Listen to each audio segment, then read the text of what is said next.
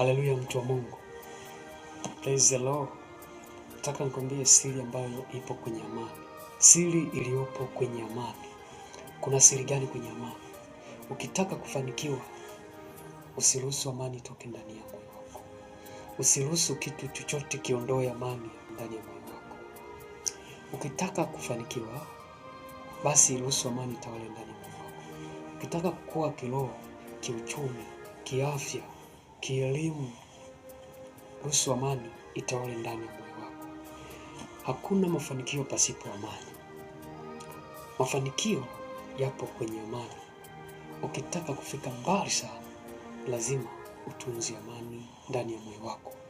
Kisiwepo kitu chochote cha kuondoa amani yako. Biblia inasema, mjue sana Mungu ili uwe na amani, ndivyo mema yatakavyokujia. Mema yanakuja kwenye ndoa yako pale mtakapokuwa na amani wewe na mume wako. Mema yatakuja kwenye biashara yako pale utakuwa umeprotect amani ndani ya moyo wako. Mipango yako itafanikiwa pale ambapo utakaporuhusu amani itawale ndani ya moyo wako. Kwa adui akitaka kukuchelewesha kufika mbali, analeta mashambulizi yatakayoondoa amani ya moyo wako. Kuchekwa, kudharauliwa kusikufanye kuondoe amani ya moyo wako. Umaskini usije ukafanya uondoe amani ndani ya moyo wako. Maneno wanayokusema usije ukakubali yaondoe amani, kwa sababu mafanikio yako yapo kwenye amani. Baraka zako zipo kwenye amani. Na Mungu humtazama mtu ambaye ana furaha ndani ya moyo wake. Kwa nini Yesu anasema nawaachia amani yangu? Neno la Mungu linasema amani nawaachie, amani yangu nawapa, niwapavyo mimi, sivyo kama ulimwengu utoavyo. Msifadhaike mioyoni mwenu, wala msiwe na woga. Kwa adui akitaka kukaribu, anakuletea vitu ambavyo vitaondoa amani ndani ya moyo wako. Sasa Mungu akitaka kukupeleka mbali, anakuambia usiwe na uoga, usiogope, usitishike.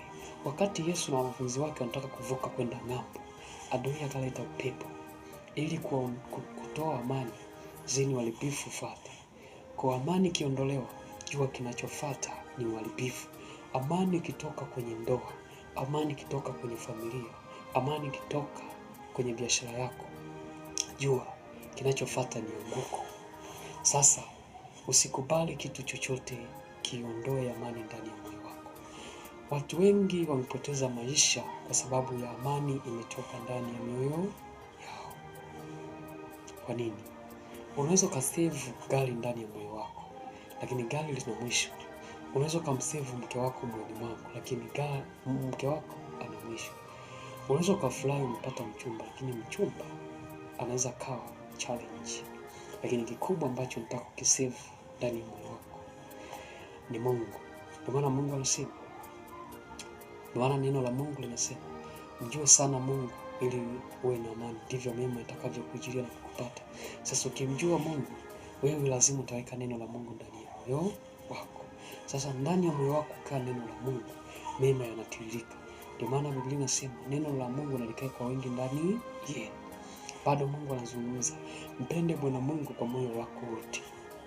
Sasa wewe moyo wako upo kwenye magari, upo kwa wanawake, upo huko, upo kwenye vitu vingine, upo kwenye vitu vya dunia viharibikavyo. Lakini iko amani tokayo kwa Mungu. Hiyo amani nitaiomba juu yako, ikae juu yako, utashinda. Kwa sababu wewe ni zaidi ya magari, wewe ni zaidi ya mke huyu, wewe ni zaidi. Kwa nini vitu vikupe stress? Mtu unaweza ukasave majumba ndani ya moyo wako, lakini majumba yanaanguka. Yakianguka ndio unakuta mtu anaugua BP. Lakini asijue kwa yeye ni zaidi ya majumba, ni zaidi ya magari. Wewe ni zaidi ya chochote. Wewe ni zaidi ya dhahabu. Lazima ujue hilo. Sasa ukijua hilo, amani ndani ya moyo wako itatoka. Ukijua kuwa wewe ni zaidi ya magari, kuwa wewe ni zaidi ya huyu ambaye hulali kwa ajili yake, huyu ambaye wewe unasumbuka kwa ajili yake, unaumiza moyo wako kwa ajili ya vitu vya dunia. Acha, amani yangu nawaachia. Basi amani ya Kristo itawale ndani yako. Na kuombea kupitia jina la Yesu. Baba, amani yako ikakae ndani ya mtu huyo.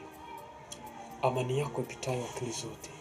amani yako ikakae juu ya mtu huyu, asiondoe amani hii ndani yake.